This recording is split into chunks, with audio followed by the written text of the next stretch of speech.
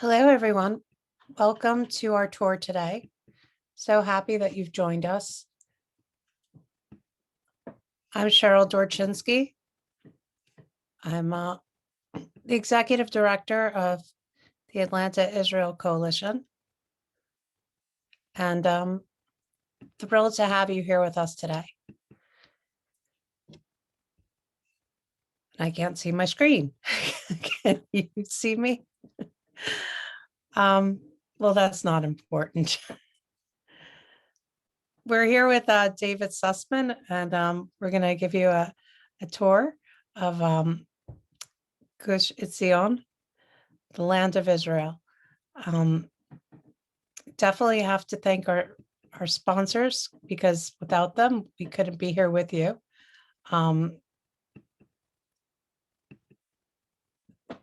If we can go back to that sponsor slide, that would be wonderful. Thank you.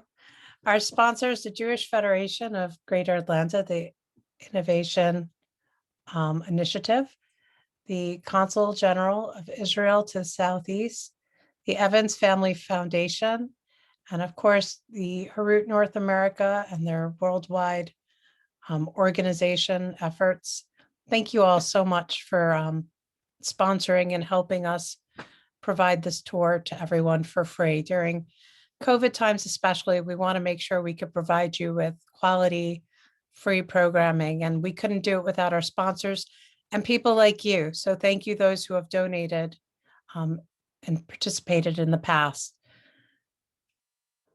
We want to thank our promotional partners, Hillel, JCRC, Lamud, Jifla, the MJCCA, Beth Shalom, HOD, Augusta Jewish Museum, JFCA, Americans United with Israel, IPSI, the Simon Wiesenthal Center, Weber, Hadassah Chaya Evolve, B'nai B'rith, Congregation Or Chadash, and there have been some more who have promoted us. Very grateful for your support. Thank you all. We have some media partners to thank. And these are just a few. Very grateful. Southern Jewish Life, the AHA Connection, Atlanta on the Cheap, Israel Insight, the Atlanta Jewish Connection, Patch, Newsbreak, Atlanta 100, and East Cobb News. Thank you. Well, having an auction at this very moment. So after the tour, if you feel like shopping for a great cause, please go to our Facebook page. There's info. There's a link right there. And click on that link, bid away. We have some amazing different things up, some special auction items, including singing with the star of a famous Broadway musical. So take a look, shop, and again, we're grateful for your support. But that's not what we're all here for, right? We're here to see David and Israel, the land of Israel. So David, I'd love to introduce you. Are you here with us? I am. Hi, Cheryl. Hi. So should I get started? I think you should. I think that this is what we're all here for, is you and the land of Israel. Fantastic. Well, it's less about me. It's all about the land of Israel. And I'm very excited for this opportunity to do what I love, which is to present this beautiful land, our heritage, to really as many people as possible across the board, to Jews, non-Jews, people who are devout in their religious practice, to those that are on their way. I love the land of Israel, and I really want to say thank you to the Atlanta Israel Coalition and to all of your partners, but especially for everybody in the office who are doing all of the work behind the scenes, who really do not receive enough gratitude because nobody sees your beautiful faces. So a special thank you to you, Cheryl, to Lee, to Wendy, and to so many others who I don't know your names, but I'm looking forward to the day that I can come visit you in Atlanta, or even better, when you come here to Israel and we can finally meet face to face. So as all of you know, this is not a single tour. This is a 5-part series. This is just happens to be the first one, and it's in my backyard, Gush Etzion. I live in a community known as Efrat, which is just slightly behind me. You can kind of see it on that hilltop over there. It's a wonderful, amazing community of really a holistic place. People who are well-rounded in their connection to Kadosh Baruch Hu, and their connection to God, in their work life, in their family life, their schools. And I'm going to talk a little bit about the communities here. But before we get started, let me just do a very short introduction about myself. My name is David Sussman. I run a tourism company here that brings families, generation trips, communities, synagogues, organizations here to the land of Israel of various sizes. Now, unfortunately, due to COVID, everybody suffered a little bit, but really tourism has probably suffered the most. And that is because the borders of Israel has been closed for over a year now. It's been closed to foreign nationals for over a year. So even if you had the resources and you had the desire to come visit the land this past year, you couldn't. However, this side opened us up to new opportunities to bring the land of Israel virtually and live. I'm here right now. This isn't a recording. We're live right here in the land of Israel, in Gush Etzion. And what we've come to realize is that there's a lot of people out there that wouldn't have been able to make it to the land of Israel even without COVID, and for various reasons. And so it fills our hearts with joy that we're able to obviously bring Israel to you who wanted to be here, but also to all of you who wouldn't have been able to come here anyway. So we're very excited to be able to bring the land of Israel to you. We'll be back again next month as we visit one of the holy cities here, the city of Hebron, on April 25th. So if you haven't signed up for the future tours, make sure at the end of this that you click the link, leave your comment, tell us what you like, tell us what you didn't like, what you like more of, what you like less of, because we both enjoy your feedback and to know that you appreciated our hard work, but also how we can make it better for you, because our real goal here is to allow you to feel as though, or maybe not to feel, but to realize that you are part of Israel no matter where you are.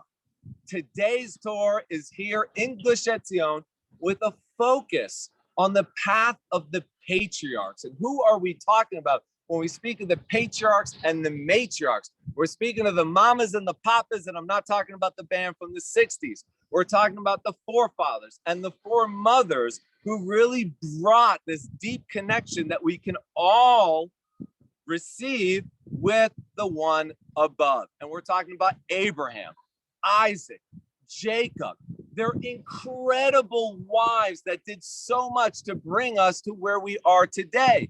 And we're talking about Sarah and Rebecca, Leah, Rachel. These are our foremothers and our forefathers that established this connection that we're all drawn to. And the path that we're going to go down, the path of the patriarchs, which would have been the road that these ancestors of ours, from the days of Abraham all the way really until recent times, used in order to traverse from the south to the north, okay? Abraham, his main hometown that he established here was the city of Hebron, right in the Negev desert and the foothills of the backbone of Israel, the spine of Israel, right? Just like you have a backbone and spine, you have those bumps, right? Imagine that is the mountain range, right? If you guys have maps in front of you, and if you don't have maps in front of you and you want to have a map of Israel, please reach out to me. You guys can all find me on Facebook, David Sussman Israel Tours, or through the AIC, and I'll be happy to mail you out a physical map, but of course you can always just go on your computer, open it up. The backbone of Israel, the bumps of Israel, the heartland, the biblical heartland of Israel is the mountain range that goes from Beersheba in the south all the way towards the north into the area of the Shomron, Samaria, Har Bracha, Har Grazim, famous biblical mountains, the city of Shechem, as well as Hebron, Yerushalayim, Bethlehem. Folks, Bethlehem, it's a little bit hazy.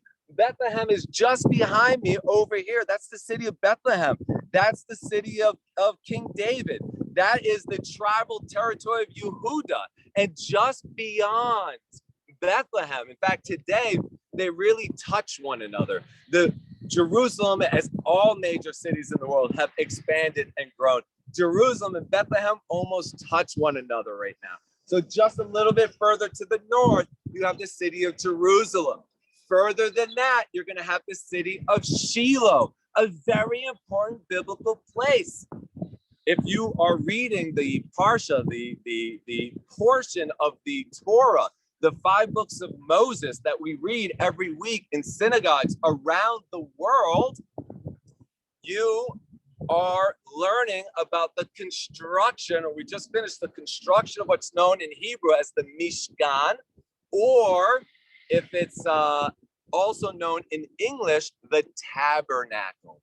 And the Tabernacle, the Mishkan in Hebrew, which would eventually find a permanent abode, a permanent home in Jerusalem, which will be known as the Temple, prior to the construction of the Temple in 1000, roughly, give or take a few decades over there, during a year 1000, during the reign of King Solomon, the son of King David. We did not have a temple. We had the Mishkan, we had the Tabernacle, and that Tabernacle traveled with us throughout the Exodus from the time we left Egypt. Folks, Passover, it starts this Saturday night. It's this week. I'm sure many of you are busy and hectic cleaning your houses for Passover, getting rid of all of the flour, getting rid of the chametz, getting rid of, deeper insight into that is really getting rid of the haughtiness, right? Leavened bread, that ego that we all have as human beings. We're trying to diminish it. We're getting rid of that in order to feel true redemption. Because as we all know, anybody who's done personal development, character work, our ego sometimes gets in the way of ourselves accomplishing the greatest accomplishments possible. So that Mishkan, that tabernacle that went with us for 40 years throughout the desert, when we came into the land of Israel, it sat in the city of Shiloh for 369 years. And inside the Mishkan, you would have the Ark of the Covenant and the Luchot, the 10 Commandments that was given to Moshe Rabbeinu, to Moses on Mount Sinai.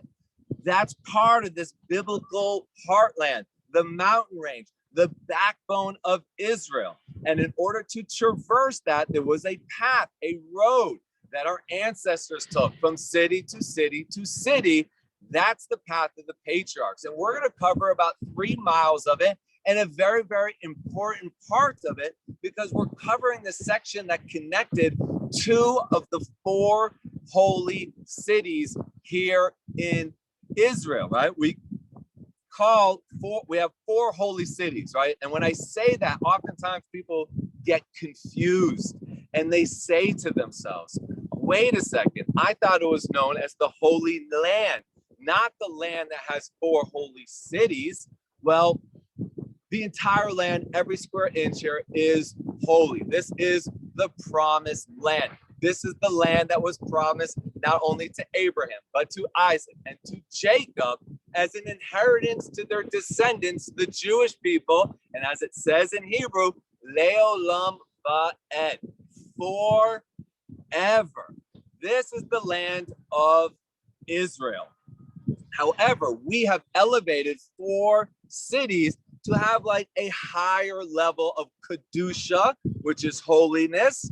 And those 4 cities is the first and foremost, the one that is intrinsically holier than all other cities. And that's the city of Jerusalem, just behind me, a little bit over to your left on your computer screen, the city of Jerusalem, which, by the way, with these powerful binoculars, and don't ask me to bring the camera up to it, I've tried it, it doesn't work. I can look through here and literally see the Golden Dome at Harabite, the Temple Mount, the place where the first and second temple stood, the holiest place in Judaism, the holiest place in the world, because it's here that you have a connection point. What do I mean by a connection point? Everything that's metaphysical, everything that's beyond space and time, everything that's beyond our finite capabilities, the heavens above, this is where that spiritual energy is channeled through and down into this world. And that is why, as Jews, no matter where we are in the world, we're always facing the land of Israel. We're always facing Jerusalem as Americans. And I know many of our viewers today are from North America. However, we have people who are tuning in from around the world. In America, we think all synagogues, shuls, and temples are oriented to the east. It's not that they're oriented to the east, which they are, but Israel, Jerusalem, the Temple Mount is east of the Americas, east of South America, east of America, east of Canada, east of these places. That's why we face east. However, if you're in South Africa, lots of Jews in South Africa, you would be facing north. And if you're in, back in the day when Jews lived in Lebanon for thousands of years until they were thrown out, 1948, 1949, 1952, during that tumultuous period, they would have faced south. So it's not that synagogues need to be oriented to the east. It's just that what we're familiar with, because we want to pray to that connection point, which is the Temple Mount. And so back in the day, when Jews were living in Hebron, living in Beersheba, and all points in between, when they wanted to do what we call the Shalosh Raglim, the three festive holidays, Passover, Shavuot, Sukkot, where we're commanded to go to Jerusalem, they would traverse the land north to south, or in this case, south to north, through the path of the patriarchs. And the section we're focused on is right in between Hebron, which is the tomb of the patriarchs and the matriarchs, the holy city, again, 4 holy cities, between Hebron and Jerusalem. What are the other 2 holy cities? And I know that we have a lot of Christian viewers with us today, and I want to welcome all of you to our presentation and our tour and to the land of Israel, because I know if you're here today, you love Israel as much as I do, because you realize this is God's land and there's a special purpose to it.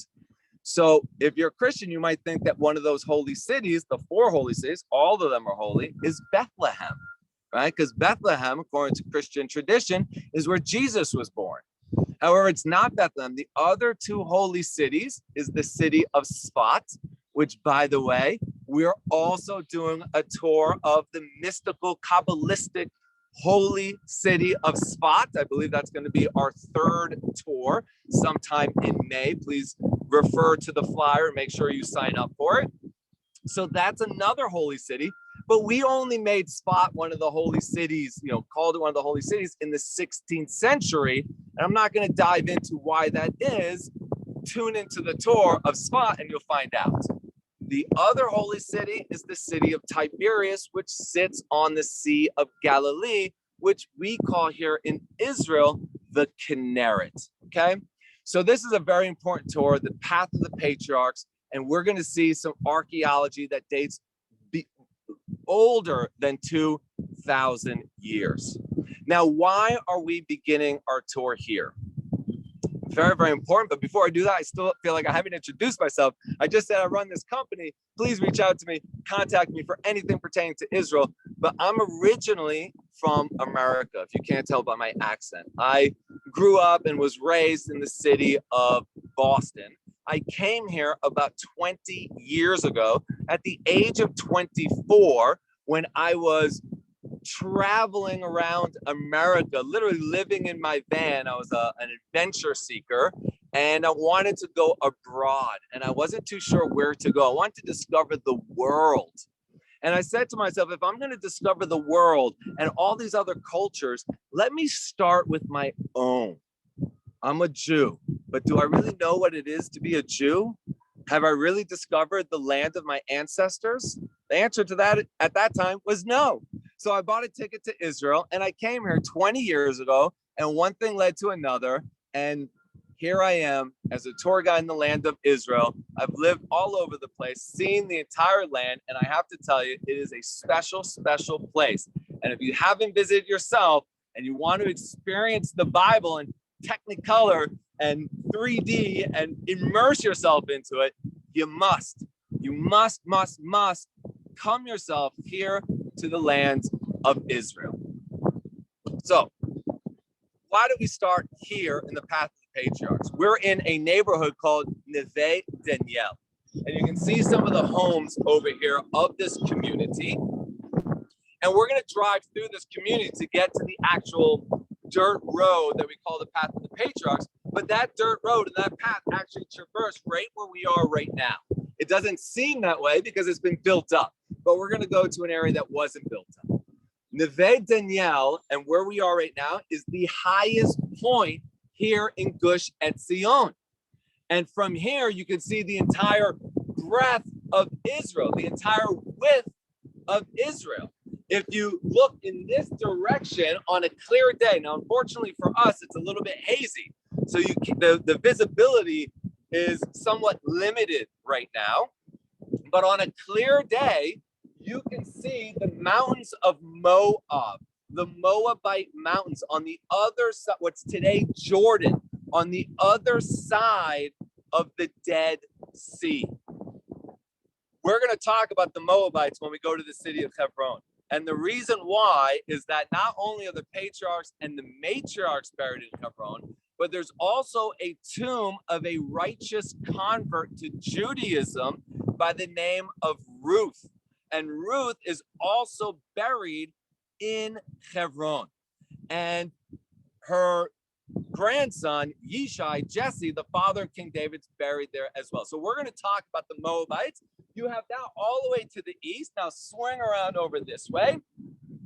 In the direction of the sun, where you see these beautiful hilltops over here, you can see, on a good clear day, you'd be able to see the sun right now shimmering off of the Mediterranean Sea, and you'd actually be able to see the skyline of Tel Aviv.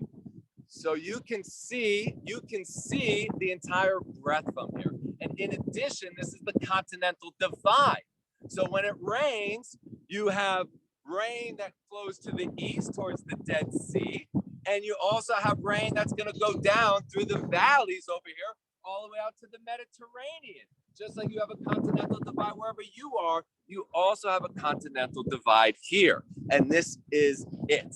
So we're going to come down from this little beautiful, what we call here, mirpesset, a beautiful deck over here that serves as a great viewpoint. And we are going to jump into my car. We're going to drive through this community of Neve Daniel, and we're going to touch upon history. We're going to learn about it, see some of the archaeology on the path of the patriarchs. But before we do, I just want to bring you over here, because what we have here is called a bustan. And a bustan is a place, a grove of fruit trees. And I want to talk about some of the fruit trees here. You can see some of the buds over here. Go for it. Take it off. These buds right here, these are fig trees, okay? These are fig trees. We might mention that in just a minute. You have pomegranate trees here, and you have these olive trees. Now, why are these trees significant? So here in Israel, we have 7 special biblical species. 2 of them are grains, wheat and barley. The other 5 are fruits, and they're grapes, okay, vineyards. You have date trees, pomegranate trees, fig trees, and olives, okay? The olive is the only one that you just can't pick its fruit and immediately eat it, okay? However, it's the olive tree that the dove at Noah's Ark, remember the great flood, and he sends out the dove, and the dove comes back with a olive branch in its mouth. And what does the olive branch represent? Most people think it represents peace. But in Judaism, it does not represent peace. In fact, the fig tree, right? We just saw some of the blossoms. We got beautiful blossoms over here too. The fig tree represents peace because in the prophet Amos, it says that in the days of the Messiah, in days of tranquility, in the days of world peace, every person will sit underneath the shade of his fig tree, gazing out at his vineyards, sipping some of his delicious wine. So this represents peace. What does the olive tree represent? The olive tree represents freedom. This is the time of freedom, the Hebrew month of Nisan, Passover, Pesach, freedom. Why does it represent freedom? Rashi, one of the great commentators on the Torah, tells us that the dove was sending a message to Noah that he would rather eat this bitter fruit, right? I said you can't just pick the fruit and eat it. He'd rather eat this bitter fruit from the olive tree than to have these three amazing, delicious meals being served to him by Noah, but to be trapped in his golden cage. We don't want to be trapped by our belongings, by our expensive house payments and our car payments. We want to experience true freedom this year. And so that also includes financial freedom, all types of freedom, freedoms from addiction. God forbid any of us suffers from that, but freedoms from addiction, freedoms from financial pressure, whatever it might be. So come on with me in my car as we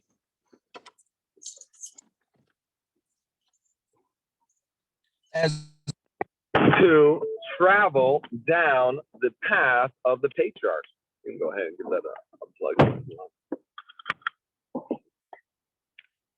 So what I'm going to do is I actually took hold of the camera and I'm going to stick it out the window as we drive so that you can experience this drive along with us and see this neighborhood of Neve Daniel. Shara, how we doing? People are excited to see what's going on over there. So thank you for taking us on this drive. If anyone has any questions or answers, we'll give you the answers. You ask the questions. That's right. And if you could just go ahead and type them to Cheryl in the chat, and she'll go ahead and send them over to me. I'd be happy to answer any questions along the tour when we have that opportunity. David, who lives in these homes? All right, who lives in these homes? Great question. Here in Neve Daniel, this is a nice upper class community, and you can see some of the beautiful homes over here. And this community has a large Anglo population, people who made Aliyah. What does that mean? It means that they became citizens. They returned to the land of their forefathers to experience firsthand this period of redemption that we are all living in, where finally the Jewish people were able to throw off the yoke of foreign oppression after 2,000 years and to be able to self-govern themselves. And this community has a lot of professionals, a lot of doctors and lawyers and educators, professors, and people who are very, very passionate about the land of Israel, about their Judaism, and developing a community that is built on understanding and love and acceptance. And you can see just, the little bit that we're able to see of the community driving through, how clean it is, how well maintained it is. And, this is the beginning of the Passover break here in Israel. I think in America you would call it spring break, but it's not celebrated quite the same way. You're not going to have any of the revelry that you might find on the news that's happening in Florida right now or other places. But all the kids are home. In fact, my kids are home from school as well. And I took them on a beautiful hike today here in the Judean Mountains, which are the mountains that we're going to see throughout our tour today. And so a lot of families, usually at this hour, you can see some people walking and whatnot, but a lot of families are on vacation at this time. and are traveling to national parks and to different areas around Israel, and are enjoying themselves and going to see family. Now you can see we're about to exit, and you'll see that, you know, one thing I guess maybe that's somewhat similar to this area that you have in Florida is you have a gated community, right? A lot of the communities there, they're just gated communities, and that's just for added security, right? Added security.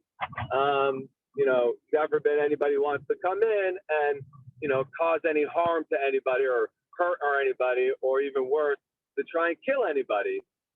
So the communities are gated, and you know, people feel very, very safe inside their communities, but really the entire area. You know, this is what I call the disputed territories.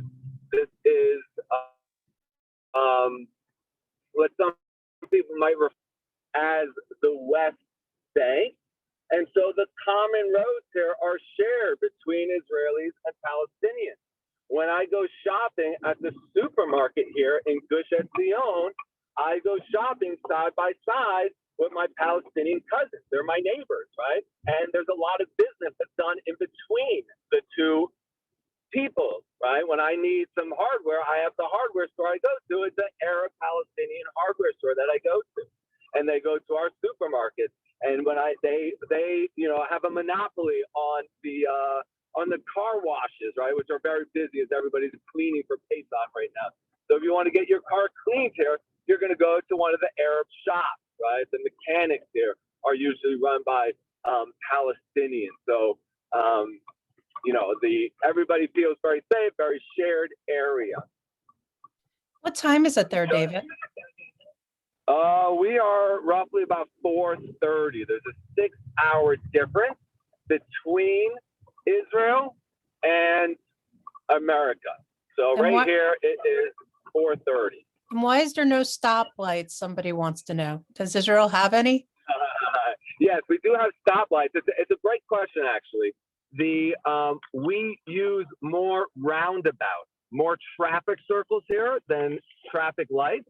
In the city, you're going to have lots of traffic lights, but in the smaller neighborhoods, there's no need for the traffic light. So we're just going to be jumping out real quick. I'm handing the camera over to my cameraman.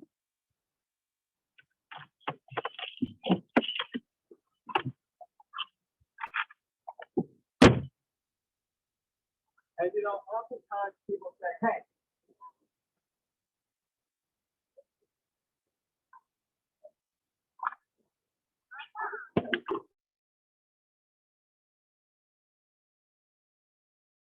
Well, the wonderful thing about live tours is that they're live and we can actually physically see where he's going and experience Israel together. Right now, we can't travel together to Israel because of COVID and regulations and all that, unfortunately. But sometimes we lose him with the video. So if you have any questions in the meantime, please don't hesitate to ask. I think he's coming back. He's sideways, but I think we've got him. We're back. We're back. Sorry about that. You know, hey, we got to deal with the technology sometimes here. David, you're sideways. Oh, okay. Hold on one second. Just fix it in 1 second. Oop. Oh no, we were there. Hold on, folks. Don't worry. There you go. Don't worry. How are we doing now? Is this good? Perfect. Thank you. Perfecto. So oftentimes a lot of people ask me, how do we know that this is the path of the patriarchs? How do we know that this is the route that, you know, Abraham and Isaac and Jacob took? Well, there is no sign, ancient sign that said, you know, Abraham was here, but we do look at the archaeology. And one of the pieces of archaeology that we have over here is this pillar that you can see behind me just over here. And this is a Roman mile marker, okay?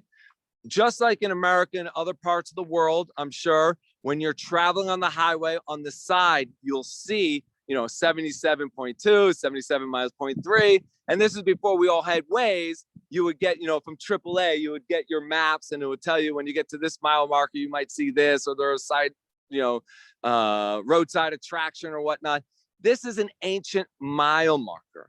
And the Romans did not reinvent the wheel, okay? The Romans took what existed and tried to make it bigger, tried to make it more grand. And so they took a relatively small path that had been used before Abraham came into the land of Israel, right? Abraham was not born here in Israel. He came from a place called Ur Kasdim, which is just outside of, which is in Iraq, outside of Baghdad today. So this road was a small trail that people used, not as wide as this. The Romans came in, they widened. In fact, we can still see the original paving stones from the Romans. But what we do have is a number of their ancient mile markers here. This is mile marker 11. We're also going to see mile marker 12, and 13 and 14 were also discovered here. And this means we are 11 Roman miles, not American miles, but 11 Roman miles away from Jerusalem, which is in that direction, which is in the north. Look how beautiful these views are over here, which is in the north. So this was mile marker number 11. And some of them actually had inscriptions on them that were dedicated to different people who claimed victories for the Romans and the whatnot. So a very, very important piece of archaeology that tells us a lot of information about the days of Abraham. So what we're going to do, there's actually another party who is here as well. I'm going to take you around just on the other side of this fence to see a beautiful, amazing view of these Judean mountains over here. And I'm going to talk about some of the communities that we can see from this vantage point. So you can see, I just want to show you, you can see there's another crew over here that's doing some work. It looks like they're actually doing some filming as well. But what we're going to do is just step a little bit away from them. And you can see the fence over here. We're going to walk around to the other side of the fence in order to enjoy some of these incredible, beautiful, majestic views of the Judean Mountains. And I'm not too sure how much you can see over there, but each one of those bumps in the distance, each one of those hilltops housed a Jewish community during the Second Temple period. This is the Judean Mountains, right? It's said right there, the Judean Mountains. This was the heartland of the tribe of Judah, which most Jews today come from that tribe. And how do we know that? Well, the northern part of Israel, where 10 of the tribes lived, 700 roughly BCE, before the Common Era, before the year 0. BCE 700 was conquered by an ancient biblical nation known as the Assyrians, and they sent those 10 tribes into exile, and those 10 tribes are now known as the lost 10 tribes of Israel. I'm just going to give this camera back over to my cameraman. Thank you, Phil. And so these hilltops were all housed these amazing, beautiful, wonderful Jewish communities that were destroyed mostly during the Great Revolt between the year 66 CE to the year 73 CE. 73 CE is when Masada fell, when the fortress in the desert built by King Herut, when that had fallen. But really, during the Great Revolt, most people commemorate that war during the day of Tisha B'Av, the 9th day of the Jewish month of Av, when both the first and second temples were destroyed. The second temple destroyed by the Romans, and they destroyed most of the Jewish communities here. And I told you earlier in the tour that I took my children, I have twins, I have 6-year-old twins, a boy and a girl, thank God. And we went hiking, and on our hike, we discovered archaeology. We discovered the foundations of homes that we know our great-great-great-great-grandparents, however many grades ago, they lived in these homes that we found.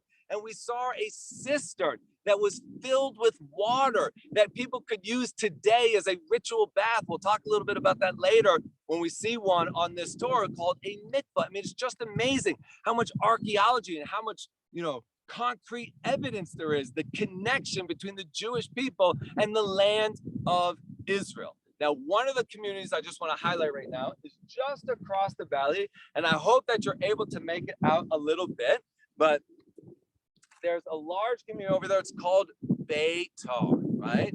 It's called Beitar.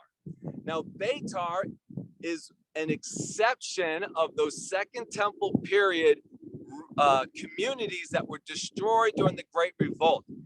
Beitar was destroyed about 70 years later when there was another Jewish uprising known as the Bar Kokhba revolt, right? Bar Kokhba was a Jewish warrior that was so successful, he threw out the entire Roman army from the land of Israel. There wasn't one Roman soldier that was here. There was no foreign influence. We had thrown off the yoke of this foreign oppression and we declared our independence once again. But the Romans said, we're not going to have any of that. And they bring half of the Roman army. Just think about that. It's like half of the American army. This was like the largest army the world had ever known up until that point. They bring half of it to what? A stiff-necked nation, a stubborn nation that refused to give up. We still have refused to give up. We still retained who we were after 2,000 years of exile. We remained Jewish in our hearts, in our minds, and in our homes. We kept our names. We kept our habits. We kept the Sabbath. We kept our ways that after 2,000 years, we finally were able to return to the land of our forefathers, the promised land to us, the land of Israel. The stronghold of that Beitar rebellion was Beitar, and it fell in the year 135 CE. Now, I want to just point something out real quick. Just underneath that large community, you have an Arab community. And that Arab community is known as Beitar. I don't think you can zoom in. It's known as Beitar, right? Beitar, Beitar. You can hear the similarity between those two words. And that's because when these foreign invading forces came into the land of Israel, whether they were the pagans, being the Roman Empire, whether it was the Christians during the Byzantine Empire from the year 325 CE, the Common Era, to the year 637 when the Umayyads, the Muslims came in, right? So, and then you got the Crusaders, and then the Arabs came back, and all these different foreign forces, they didn't change the names of the cities. They just destroyed them, threw the Jews out, and then repopulated, but kept the same name. So Beitar is an ancient Second Temple period Jewish city, but built on its ruins is an Arab city called Beitar. And that's what I tell people in this area, right? That's the largest settlement over there. That's the largest settlement called Beitar, right? It's a Jewish community. But I say, don't call it a settlement, call it a resettlement, because they literally have built their homes on the ruins of their great-great-great-grandparents' homes over there. And we're going to see some more of that along the tour. But here, I'm going to take this camera, and I just want to show you guys a little bit of the majestic view. I'm just going to scan over here so you can see a little bit of the deep ravine, the beautiful valley, right? The sun, we're facing west, so you can see the sun's setting, and it's a little bit hazy, so the visibility is not so good. Right there is Beitar, and up on top is Beitar, and you can just see the sloped hills. We're going to talk about these sloped hills and why they were important in biblical times and how they grew things over here and biblical agriculture. But what we're going to do right now is we're actually going to go ahead and jump back into my vehicle and continue our journey along the path of the patriarchs. David, we have a few more questions for you. Sure. Let me just jump into the car, and then I'll field those questions. Okay.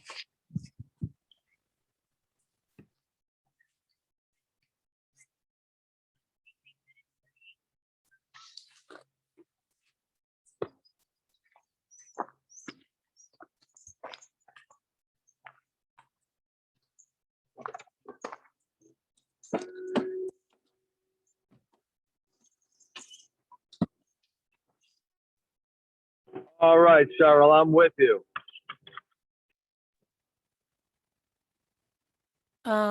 Actually, I don't think you are, David. Well, again, sometimes we have technical difficulties on these live virtual tours. Hopefully, his camera will come back up in a moment. Here we go. Wonderful.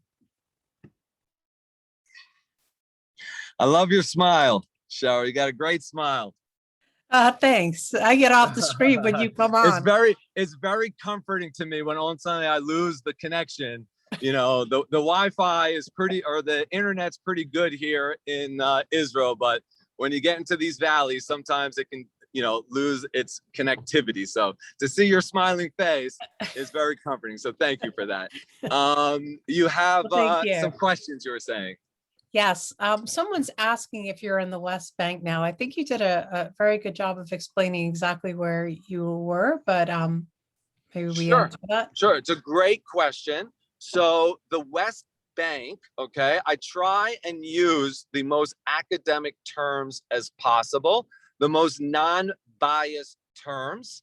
And that's why a little bit earlier in the tour, I said we're traveling through the disputed territories. Some people would call this area the West Bank, but the West Bank is a name that was given to this region by the British in the year 1917 when they defeated the Turkish Empire in World War I.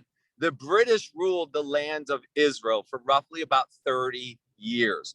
One thing we all need to remember, and this is a very crucial bit of information, is that the land of Israel, the West Bank and the area that's not the West Bank, is that it has not been independent since the destruction of the Second Temple in the year 70 CE.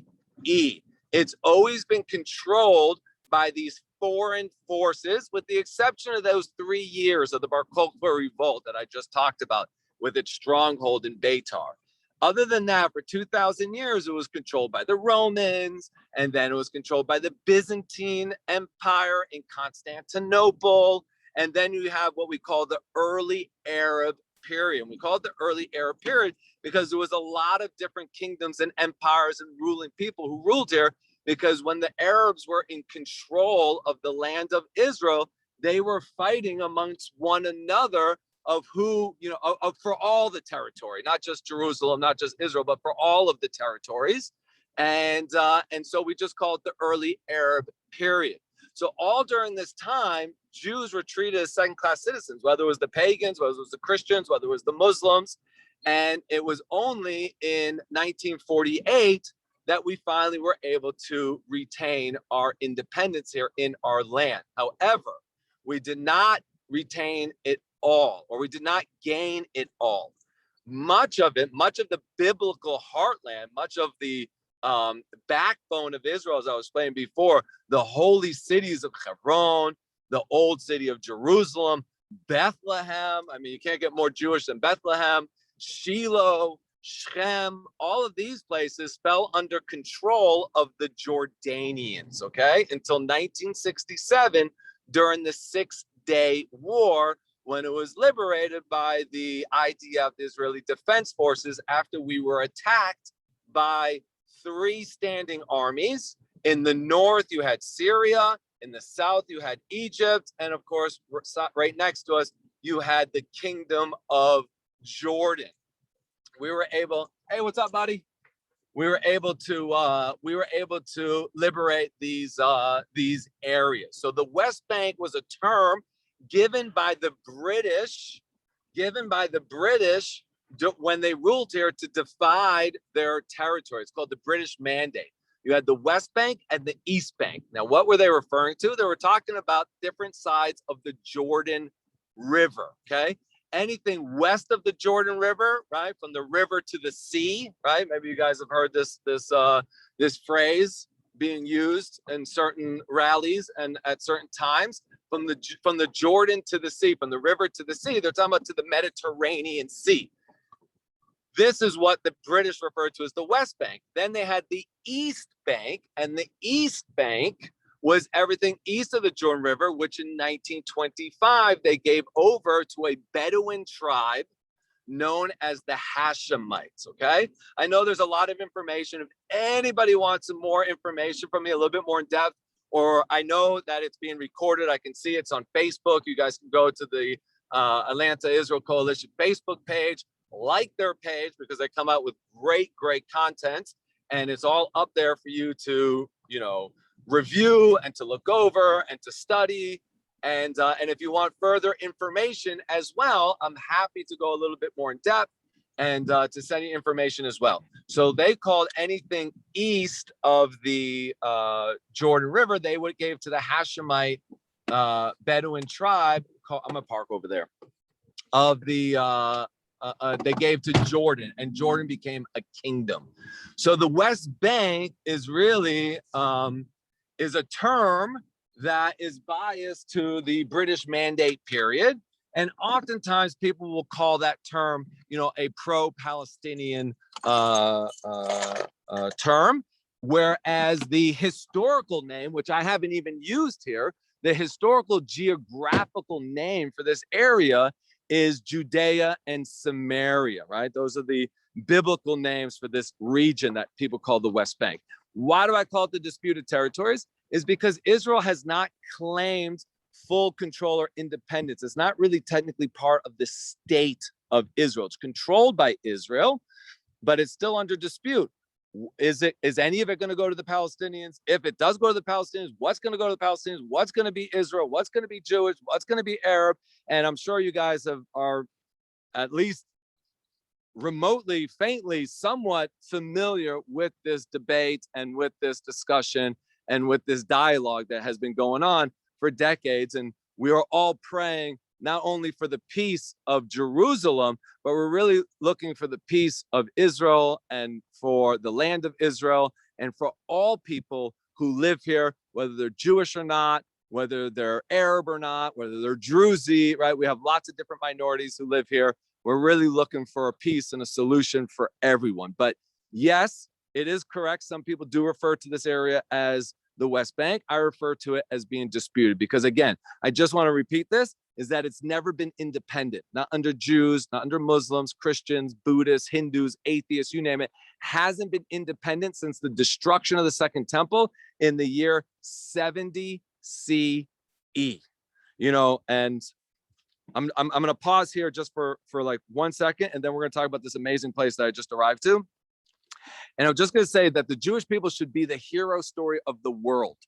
What do I mean by that? It shows that as long as you hold on to your truths, as long as you hold on to what you know is right, eventually good will overcome evil. Eventually truth will overcome the lies. And after 2,000 years, we're able to throw off the yoke of foreign oppression, right? And finally be able to once again retain our independence in our biblical land, in our inheritance, in our promised land. So I'm sure some people have questions, and throw them on. Right now I'm going to talk about this, and if you do have a question, please send it in to Cheryl, and I'll be happy to answer those as well.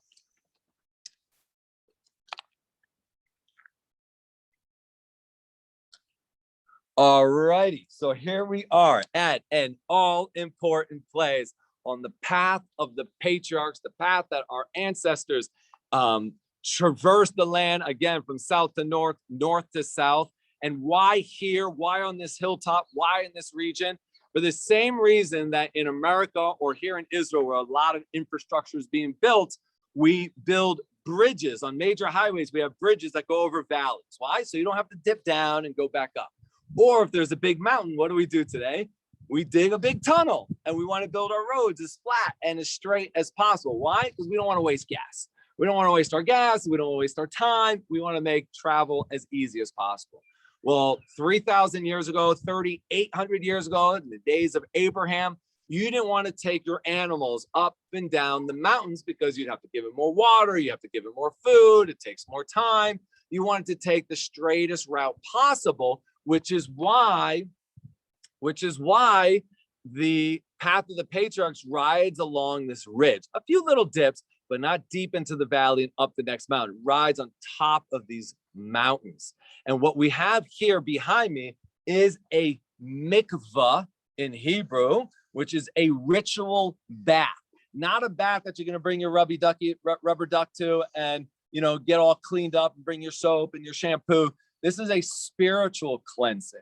In Judaism, we have this concept of tuma, right? We have this concept of lost potential, right? Our lives are here for us to reach our greatest potential. And when potential is lost, then there's a spiritual contamination known as tuma. And tuma is cleansed by going into a ritual bath. And there is a lot of discussion, a lot of literature on how it's built, why it's built that way, how much water, where does the water come from? What I want to focus on right now is one of the laws in Judaism, which oftentimes is known as halakha, okay? For those of you who are familiar with Judaism and Jewish practice, you know this term of halakha, which means Jewish law.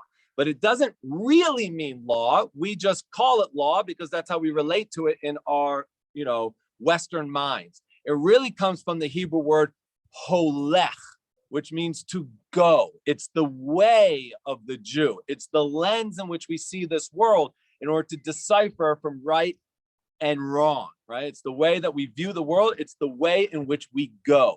And in this halakha, it talks about this spiritual bath known as a mikvah to get rid of that spiritual contamination known as tuma, which is caused by a loss of potential. And it says that the entrance of a mikvah either needs two entranceways that you see, my friends, two entranceways, or a wall.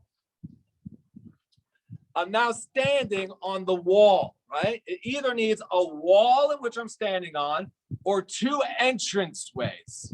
This mikvah has both, which means there was a lot of money that was invested into it. They wanted to make it beautiful. Why did they want to make it beautiful? Well, there's another discussion in the Gemara, in the oral Torah, right? You have the written Torah, you have the oral Torah, which was passed down from generation orally until the destruction of the Second Temple, when those nasty Romans says, you Jews can't even learn Torah anymore.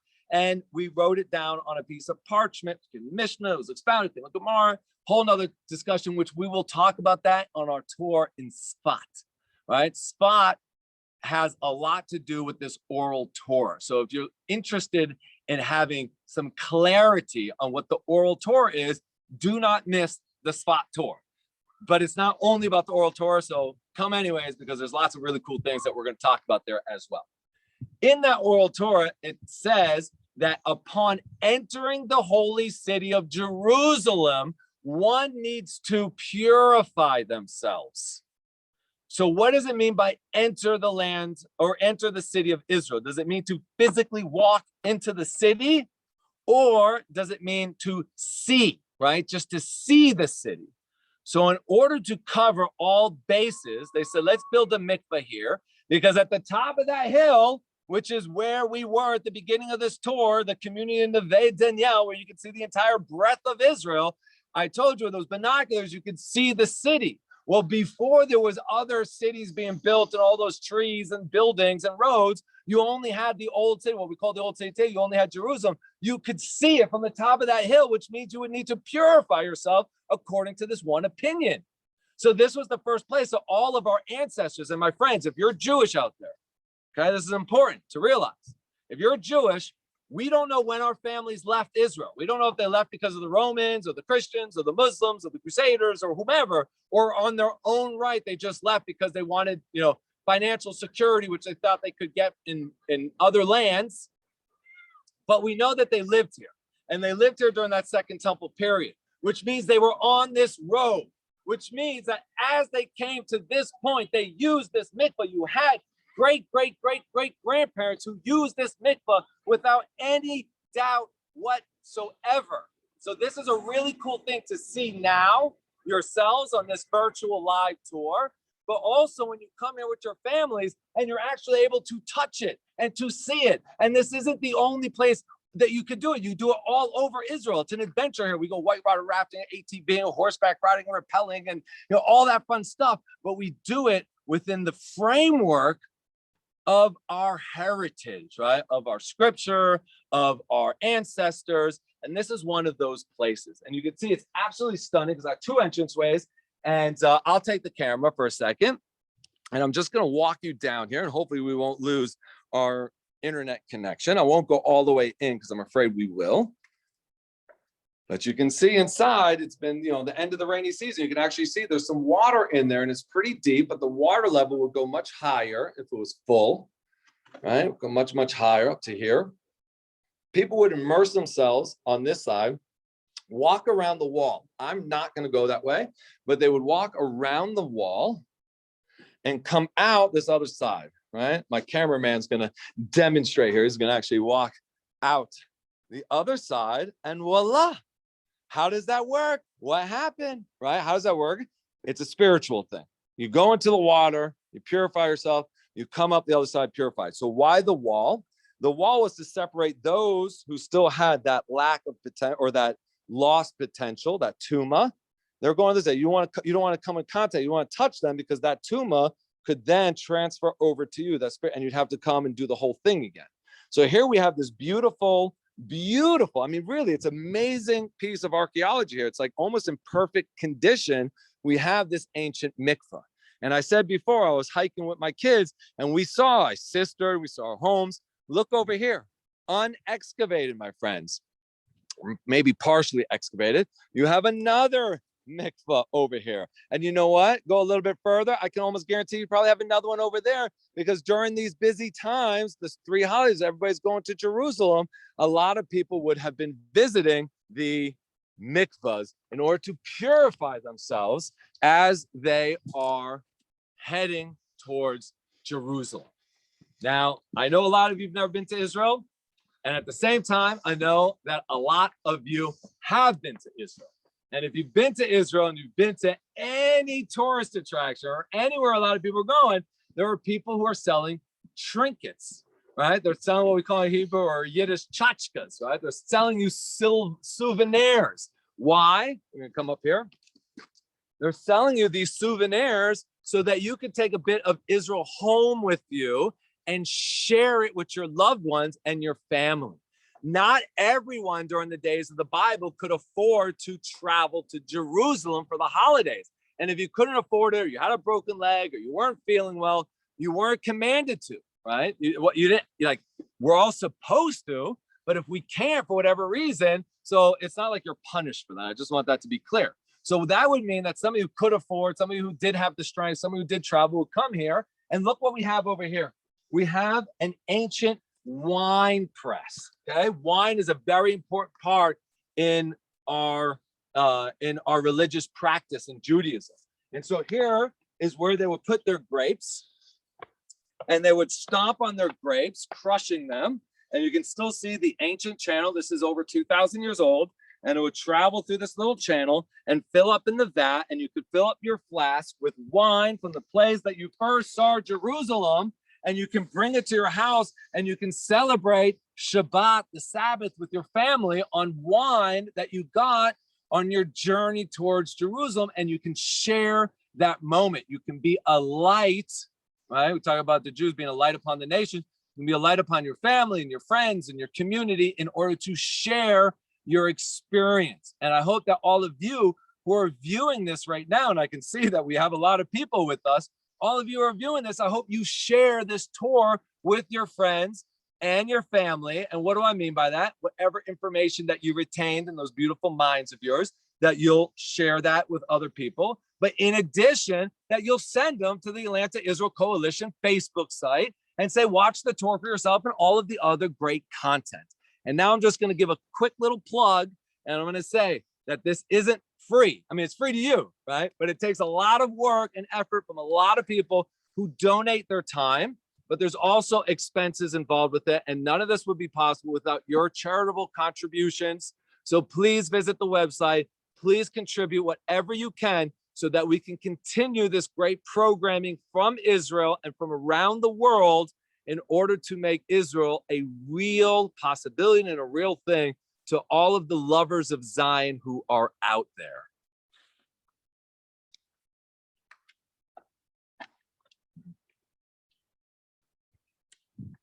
I love it that my cameraman Phil is showing you some of the wild flowers here. Let's get these purple ones that are right here, because this is the heart of spring here in Israel. Look at those beautiful purple flowers. Just gorgeous, right?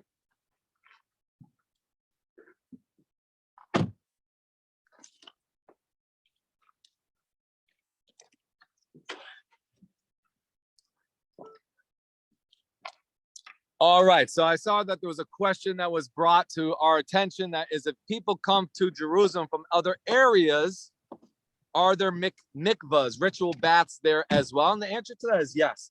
In fact, all around Jerusalem, all around the Western Wall, the Temple Mount and the stairs that led up to the Temple Mount, which you can see in Jerusalem, you can actually walk on the stairs that were there 2,000 years ago that our families would have walked upon in order to enter the temple. We have found dozens and dozens and dozens of these ritual baths, and we found them in other areas. However, you wouldn't find them in a random place. You would find them on the roads. And if you were coming from the north, you took the path of the Patriarchs coming from the north.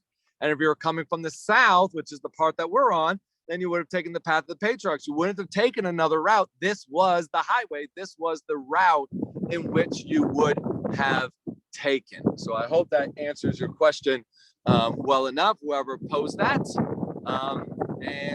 We have a few more questions, David. Sure.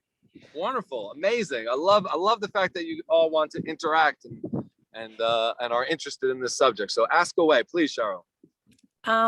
So did they have separate mikvahs for men and women back then? Wonderful question. What really a great question. So we're getting into halachic ideas. We're getting into halachic ideas here that I'm slowing down because I just want to show you that this is mile marker number 12. We just traveled south 1 Roman mile, which is like a little bit less than an American mile, an English mile, if you want to call it. It's a little bit less. It's almost the same. We just traveled a mile south. So this is mile marker number 12. We're now 12 Roman miles from Jerusalem. So according to Jewish halakha, according to the way of the Jew, really, women are commanded to visit a mikvah. And a mikvah can also be a natural body of water. It can be a spring, it can be the sea, it can be a lake. But they are required to, after, and I'm sure there's some children here, after that time of the month. Let's just call it that, okay? After that time of the month. And why is that? Is that there was a lost potential for life. There was a lost potential for life. And many, many men within the Hasidic community, for lack of a better word, the ultra-Orthodox community, oftentimes they're referred to, but I don't like to call them the ultra-Orthodox because we're all, as far as I'm concerned, we're all Orthodox. We're all striving to make a deeper connection. That's really the main point of Judaism. We're all striving to make a connection. A lot of the men also go to the mikvah because during that holy matrimony that takes place between a husband and a wife, there's also a inevitable loss of potential life that comes from the man as well. So that is the answer for you. And they're usually separate mikvahs, right? And they definitely wouldn't visit them at the same time because we have a concept called sanua, modesty in Judaism. And it would be inappropriate for men and women who are not married to see each other unclothed. So there are different ones. And today, usually the women's mikvah is a very, very spiritual time for them.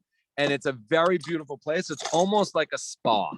It really is. My wife goes and it's a beautiful place. They have incense that is, burning and it smells nice and it's really, really nice. I go to the mikvah almost every day as well for spiritual reasons, for renewal, for constantly reminding myself of the necessity to try at least to be as pure as possible. And that's what it's all about. It's about our effort, right? We've got to make an effort into it. I stopped here very, very quickly because I wanted to talk a little bit about the biblical agriculture that you have here. You can see here this tree. I'm standing on a wall right now, and you can see this tree over here. These are fig trees. So this is a little plantation of figs. You can see there's vines over here. And this tells me that there are that this is an Arab farm, because Jewish farms, you're not allowed to plant different species in the same, area like that. You're not allowed to like crossbreed, if you will. Things are supposed to be, I don't know how to really define that, but grapes are with grapes and figs are with figs, and pomegranates are pomegranates when you're growing as a farm in this way. So this is an Arab farm that's over here, but it's grown in the same way that the biblical farms during the first and second temple would have been grown as well. And that is with terraces. And let me just flip the camera around. And look at this beautiful view. Isn't this gorgeous, my friends? I hope you think it's gorgeous. I sure think it's gorgeous. So you can see a little bit here. You can see these steps on the hill. Those are terraces in order to prevent the erosion, right? When we're overlooking Beitar, you can see how steep the slopes were. And those steep slopes, all of the soil flows down to the valley, and then the flash floods takes it out and away. So to prevent that erosion, you would build these terraces. And during the conquest of Joshua, right, we're commemorating Passover, the Exodus, we enter into the land of Israel. Moses, by the way, is not allowed to enter the land. A whole nother conversation. I could talk about that for an hour if you'd like, some other time, but he's not allowed to for a mistake that he made along the way. And Joshua, right, Yeshua leads the Jewish people, the Israelites, across the Jordan River and into the land of Israel. But there's a problem. You had invaders called the Canaanites who came from Africa, and you had the Philistines who came from like the Greek islands in the Mediterranean. And the Philistines had come from the west, the Canaanites from the south, and we came in from the east. And we weren't able to dislodge. We were, traveling in the desert for 40 years. What do we have? And so we couldn't dislodge everybody. And the tribal leaders went to Shiloh. Remember, I mentioned Shiloh, where the Mishkan, the Tabernacle, stood for 369 years. They went there and they went to the leader, Joshua, and they say, what are we doing here? It would have been better if we stayed in Egypt, right? Jews are very good at complaining. It would have been better if we stayed in Egypt. The Philistines here and the Canaanites here, and there's no land to farm. And what are we to do? We're stuck on the hilltops. All the rich, fertile land in the valleys is controlled by the Canaanites, and all of the coastal plains, right? Jaffa oranges, you heard, right? The coastal plains, Tel Aviv, Netanya, one of the bread baskets of Israel in ancient times. The Philistines are there. And Joshua says something amazing to the Jewish people. He says, use that Yiddish kop, use that Jewish mind of yours, use that amazing brain that we've been bestowed with, and be innovative, be creative. Go to the hilltops, dig cisterns, man-made caves to trap the rainwater, build terraces to trap the soil, and plant fruit trees, because it will be through this that we inherit the land. And archaeologically speaking, the first time that we see these cisterns, these man-made caves to trap rainwater, is during the period of the Israelites, during the period of the Judges, the book of Judges in the Bible. The book of Judges, we can see these cisterns and we see these terraces. And I can promise you, the stones that I'm standing on right now, these have been rebuilt and reused and repurposed many times, but some of these have been here and been used in walls since the days of the temple, because this was the, it's funny, I was just thinking in my mind, you got the biblical heartland, the Bible Belt, or the Midwest in America, the heartland, I think they call it, of America, where a lot of the produce is grown. Well, this is the biblical heartland, but this is also where a lot of the produce was grown. This was the breadbasket of Israel, and the reason why is that you have a lot of springs here. There's an abundant amount of water. And we learned how to channel that water with man-made aqueducts in order to irrigate the entire area. And so the Arabs who still farm here are still farm using those biblical practices. There's no running water. There's no plumbing that comes out here. This is naturally irrigated through springs and the rainwater and cisterns. And it really is a sight to behold. It's absolutely stunning. And it's absolutely beautiful. And I will tell you that the Arabs who farm here, and I live here and I go mountain biking here and I take my children hiking here. Not everywhere you go in Israel, so in these disputed territories, not everything's black and white. Not everybody hates everybody. Most people are people. What do I mean by that? Most people are caring, loving, generous, and want to see their sons and daughters grow up, marry themselves, have children themselves, and to live happy lives. We're not all thinking about war and defeating the other. And the Arabs who farm here are lovely, amazing, beautiful, wonderful people. And oftentimes, hiking will stop, have a conversation. Some of them are even, want to sit down and they want to, hey, what's up? This is my one of my son's bus drivers. So the minibus just went by. So it was really just really an amazing, beautiful thing. So we're going to head down a little bit and I'm going to talk to you about an Arab community that's here called Herut Zechariah. Okay, so let's just jump into the car. We got about about two more stops or so. Oh yeah, for sure, most definitely. Where are my keys? Token for me. So there were a few more questions. I think Wonderful. I can answer one of them. Someone asked if people go into the mikvah with their clothing on, and I would say no. And the other thing that I find You would be correct. interesting is that what you showed us was, a mikvah that's historical from, how long ago? The hundreds of Well over 2,000 years ago. 2,000 years ago. Okay, much more accurate than what I was going to give. But there are mikvahs all over the world that are functioning like today. We have mikvahs here in Georgia. So mikvahs, although they, I guess, started in Israel because that's where the Jewish people are from, are all over the world now for us to use. Correct. And they don't all look the same either. Like I like to go to the mikvah. I love nature. I love being outside. So I oftentimes go to one of the natural springs here in Gush Etzion. And sometimes I go to one in a building with some stairs that lead into the water, just like we saw before. The main thing about the mikvah is the amount of water that's in it and how it arrived there. Very, very important that it arrives from the heavens above, from the sky, and that it hasn't been manipulated by man. In other words, that we haven't pumped it in somehow. But I don't want to get into the details of like what makes a mikvah proper and what makes it not proper. And the next question was, do Palestinians and Jews go to school together there, or Arabs, Muslims? Okay, so that is there's many answers to that. I'm going to give you two answers. The first answer is where I live, no, right? In Jerusalem, right? I live in the disputed territories. So you have Arab municipalities that are run by Arab governments, the Palestinian Authority, and then you have schools and municipalities that are run by a Jewish municipality. And so the Arabs go to the schools that are run by the Arab government. The Jews go to the Jewish government. In Jerusalem, where everybody is an Israeli citizen, right? Here, not everybody's an Israeli citizen. In the borders of 1948, Arabs and Jews can, if they want, they go to the same schools. There are schools that pride themselves on that. But here in Israel, almost all schools are charter schools. They're all public. They're all paid by the government. They're all given the equal amount of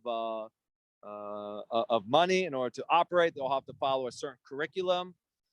But then they have their own influence on it. So I send my kids to a more religious school. I'm religious. I send my kids to a religious school. An Arab family is not going to want to send their kids to a Jewish religious school. So, it's obvious that there's not going to be any Arab kids in that school system. But when we go to the parks and we go hiking, it's shared. And like I said, for the most part, relations are friendly. You all know about the bad stuff, so I don't need to go into that. But for the most part, people are cordial, friendly, and respectful to one another. I just want to show you just very quickly while I'm here. I don't know if you can make this out. There's a community at the top of that hill where you can see the antennas. Just below it, that's a Palestinian community. It's called Herut Zechariah, the ruins of Zechariah, not Zechariah the prophet. Zechariah was the man who founded that community, but it was destroyed by the Romans and later settled by the Arab community over here. And they retained the name, the ruins of Zechariah, because it was already ruined. They didn't just call it Zechariah, they called it the ruins of Zechariah.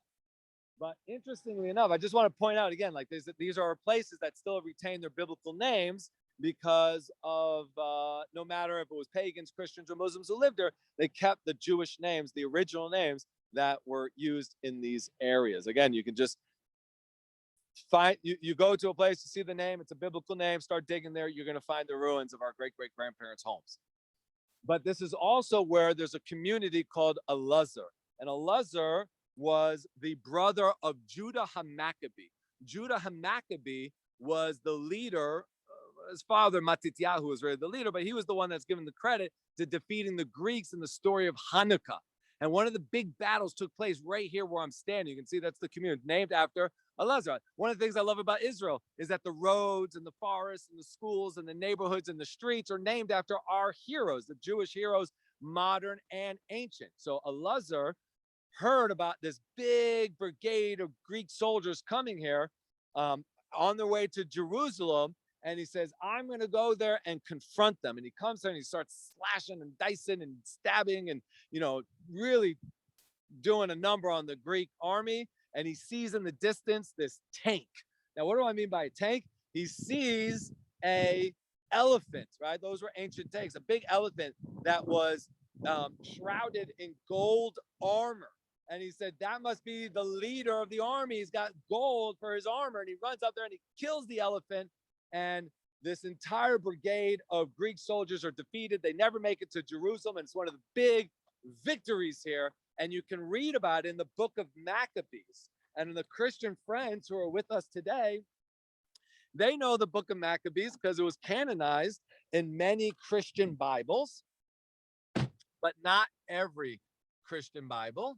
But it's not canonized. It's not part of the Jewish Bible, but it is still respected as a historical work of the story of Hanukkah.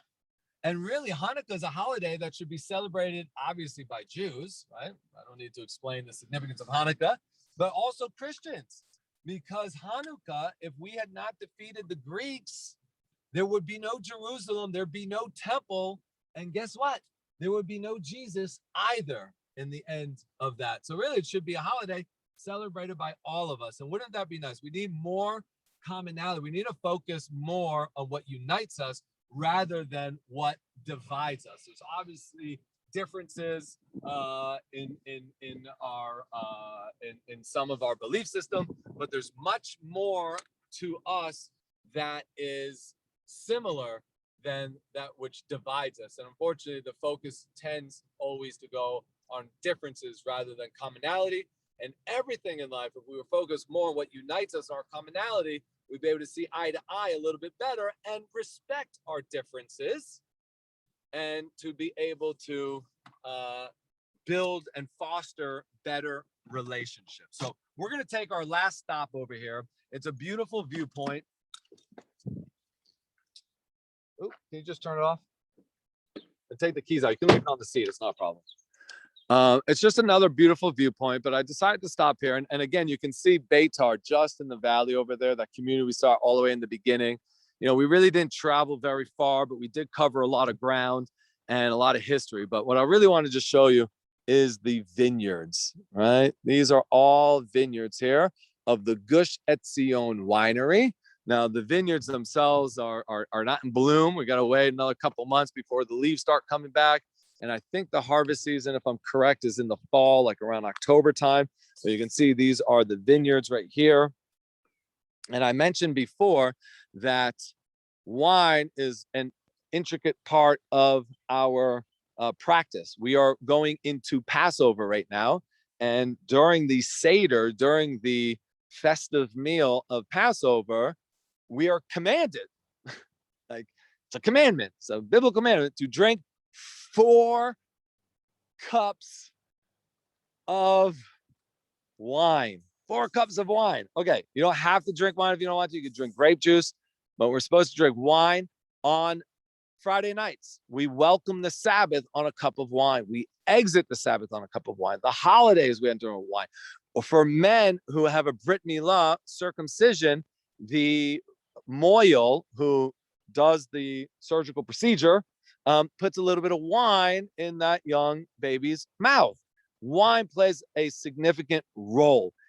Doesn't play a role of inebriation, right? Okay, that is one of the side effects, but it's not the main focus. Hold on, we're going to give the camera over to my cameraman. It's not the main focus. Wine is a gateway in order to bring down the inhibitions, in order that we can feel a little bit more of the spirituality, okay? Let's go back into historical times. Today, my wife works, thank God, many women work, around the world. I should say that they work out of the house. I'm going to tell you another little story. I can't help it. I get into these tangents. My wife and I do a lot of interfaith diplomacy, communication, dialogue, and we invite people of all faiths to our house to celebrate the Sabbath, because what better way to know the Jewish people than to experience the Sabbath? The Sabbath, we keep the Sabbath. The Sabbath has kept us too for these last 2,000 years. And we have Christian groups and other groups and non-religious Jewish groups who come and experience the Sabbath with us. And I totally forgot what I was going to say about that, but that's okay. So the grapes, right? The grapes and the wine is to bring. Oh, I know. I was talking about my wife, and that women now work out of the house, because as men, historically speaking, we think, we work, we make the money, and this is my house, and I pay for this, I pay for that. What's the hardest job in the world? The hardest job in the world is really raising sound children, raising children with confidence, right? With good self-esteem, raising children who are going to do good things, who are caring, and they're going to make good decisions in life. And again, historically, who has that greater influence on children? The women, because the women are working in the house. Today, my wife, she works, I work, and we both take care of the house. Historically speaking, 6 days a week we would work, and then we had the Sabbath. In fact, I don't know why anti-Semitism exists in the world. You go back 1,000 years, nobody had the weekend, nobody had the Sabbath. Everybody worked 365 days a year. Jews, since time immemorial, since the days of Abraham, always took at least 1 day off to regroup and recollect. 6 days of working in the field, and then all of a sudden you're supposed to reach the spiritual place called the Sabbath. How do you do that? You do it on a glass of wine. And one of the proofs of that, one of the modern day proofs of that, is a famous wine called Chardonnay. And I'm sure many of you heard of Chardonnay. It's a famous white wine. Many people think it's Chardonnay because it comes from Chardonnay, France. No. Chardonnay, France is named after the grape, which was taken by the Romans when they invaded the land and planted them throughout Europe, which the Romans controlled at that time. Chardonnay, when you break it down into 2 Hebrew words, is char, which means gateway. Chardonnay, Adonai, Adonai, Chardonnay is the gateway to heaven. It's the gateway to God. We use it in a spiritual way to bring down our inhibitions, bring down our ego, to bring down those things that block us, so we can feel a little bit of joy and feel a little bit more of God's love. We don't abuse it, we use it. And we use it in order to elevate ourselves and to elevate the people around us. So I'm going to bless all of you that in this week, in this Shabbat, in this Sabbath, in this Passover, whether you're Jewish, whether you're not, that you all should feel elevated from our experience here for the last hour and a half. You should go into the week feeling elevated, and that you should all feel the love from God, as well as the love from the land of Israel. And thank you. And I look forward to seeing you on April 25th on our city of the Holy City of Hebron. Please connect to the Atlanta Israel Coalition, donate, give what you can, show your appreciation, leave your comments. Thank you. And Cheryl, thank you to you and to Lee, to Wendy, and to everybody in the office. And if there's any time left, I'm available for questions.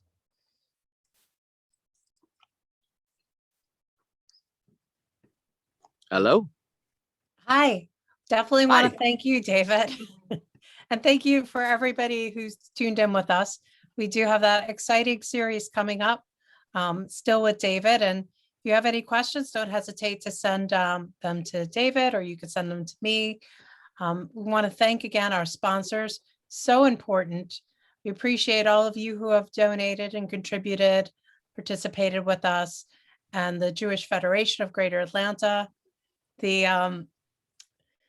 Evans Family Foundation, the Consulate General of Israel to Southeast, and Herut, North America, and World Herut, for making this happen. Our promotional partners, thank you to all of you, and our media partners. And please, by all means, take a look at our auction that's going on right now. Bid, we have some exciting opportunities there. Thank you again, David Sussman. Here's David's information if you want to contact him. Again, we'll be posting it on our Facebook page, so please don't hesitate to take a look, like our page, join us. And again, thank you for being here with us. We appreciate truly your participation. If you have a moment and could fill out a survey you'll be receiving, we'd appreciate it. We're trying to make these tours and experiences even better for you. So thank you. Thank you, David. Thank you. It's been great. I really appreciate the opportunity. And we'll see you. Happy Passover to everybody, and we'll see you in April 25th.